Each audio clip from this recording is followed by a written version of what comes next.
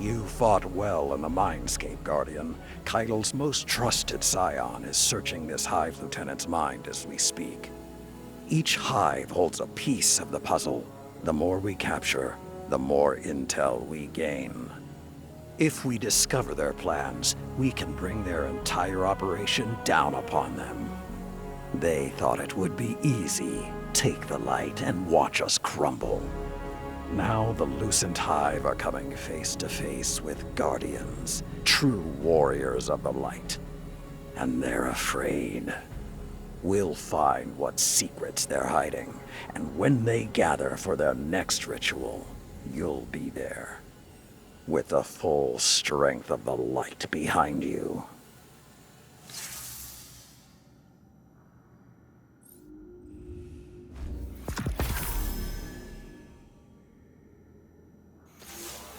Good, you're here. Keitel's most trusted scion was able to pull the truth from the mind of the last Hive you captured. They're preparing something on Earth, in the Cosmodrome. Keitel believes they're stockpiling the light taken from our Guardians. She's having trouble getting precise readings. There's a barrier in the way. The Hive are trying to hide what they're doing from us. I need you down there.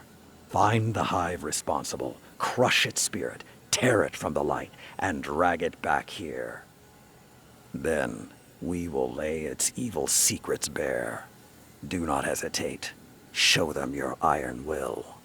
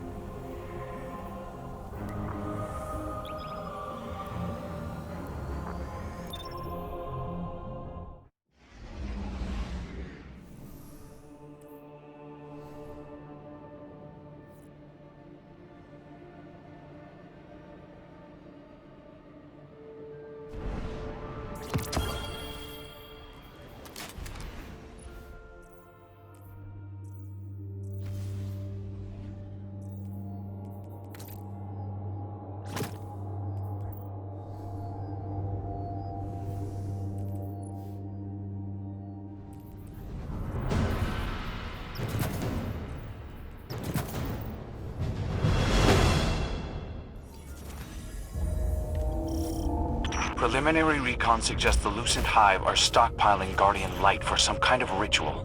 We'll destroy their stored light if we can. But our primary objective must be removing Hive leadership. They've been ahead of us at every step. Time we caught up.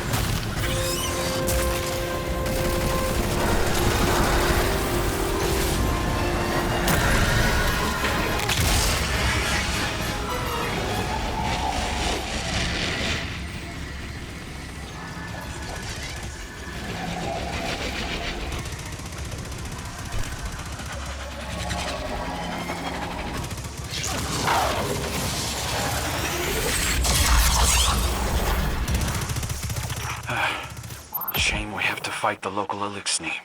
The enemy of your enemy is not always your friend.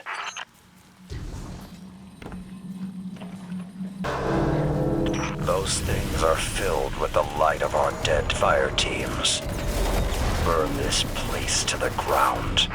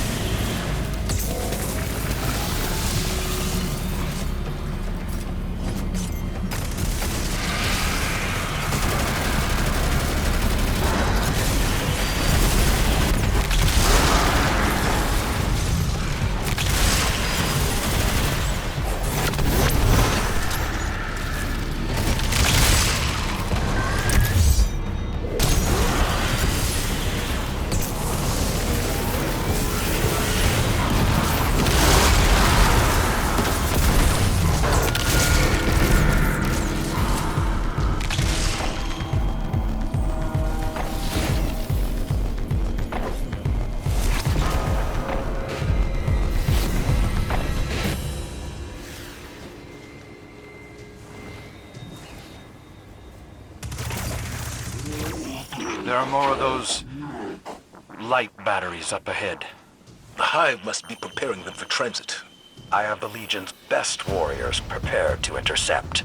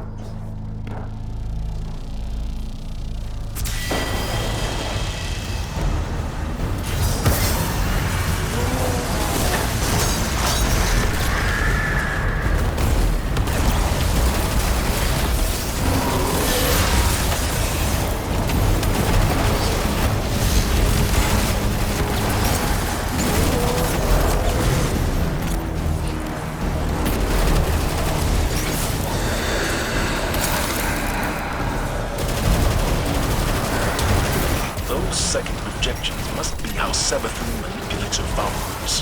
However she does it, the synaptic spear will drive her out.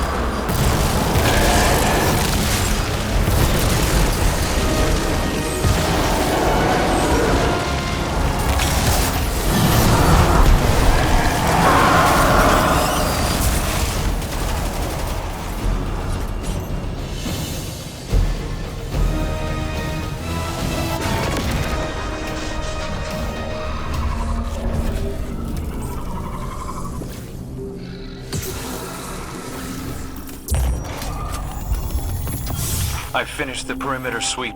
We're all clear. I think we can pack it up. I expect your report to be personally delivered to my desk before sundown. You have a long way to go to make up for what you've done. Yes, sir. Commander. I understand.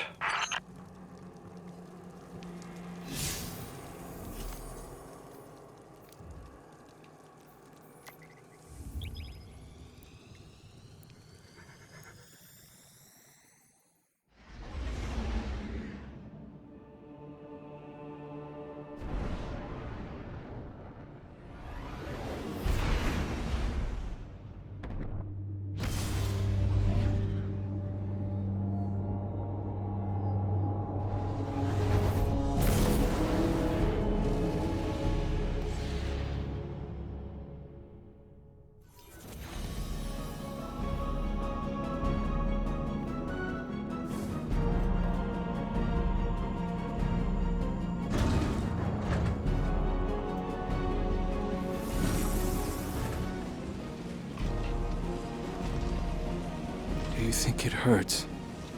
Hurts? I could feel Savathun behind my eyes when she reached into my mind. What do you think these Hive feel when we reach into theirs? I also find the Scion's methods unsettling, but they can uncover Savathun's plans more efficiently than I ever could. Better to just put them out of their misery. Keitel believes these Hive might hold deeper secrets. Do not make the mistake of thinking these things deserve your sympathy. Even though they have the light. Maybe you were the wrong person to put on this assignment. They may be our enemies, but this feels like a new low for the Vanguard. For Zavala. Watch your mouth. You New Light see Zavala as some toothless diplomat, but you wouldn't believe what he sacrificed to become the man he is. Someone who will make the hard choice, and make sure his people understand why. Then I can't wait to hear the speech about all this. You want a speech? Today the Vanguard did what had to be done. Mercy prevailed. Speech over. Say it a little louder. I don't think this guy could hear you. This doesn't look like mercy to me. Then you're not looking hard enough.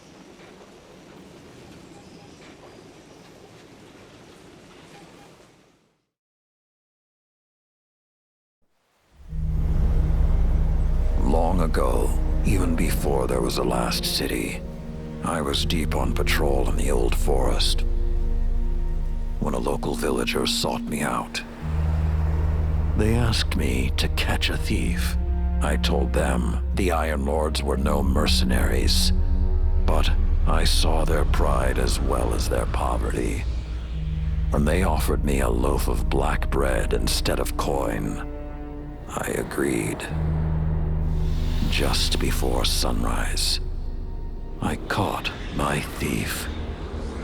A young girl, stealing what she could carry. Food when she could find it, coin when she couldn't, weapons to protect what she had taken. There was no fear in her eyes. She said the bandits in the forest ordered her to steal in exchange for protection. The penalty for theft in those times was death. Instead, I pulled the crest from around my neck and pressed it into her hands. I told her the wolves would protect her.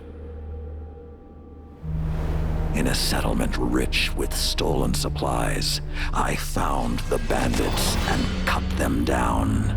38 lives to spare one. And for a time, I believed that was mercy. Many winters passed before I found myself back in that part of the old forest. This time, no one sought me out. So I sought them instead. Wind blew through rotted wood and rusted metal where the village once stood. And behind it, graves. Then piled stones, then bare mounds of earth, and then a pit. My blood was high. I tore through the forest, hunting for those responsible. Finally, in a settlement rich with stolen supplies, I found her. A lightless woman with my crest around her neck. There was no fear in her eyes. She spoke plainly. When the villagers could no longer tithe, her wolves no longer protected them. She bled them dry, and when they had no more to give, she sent in her men, unleashed her wolves. Mercy to an enemy cannot come at the cost of mercy for their victims. The right path isn't always easy to find. But once you do, the only question is whether you're strong enough to walk it.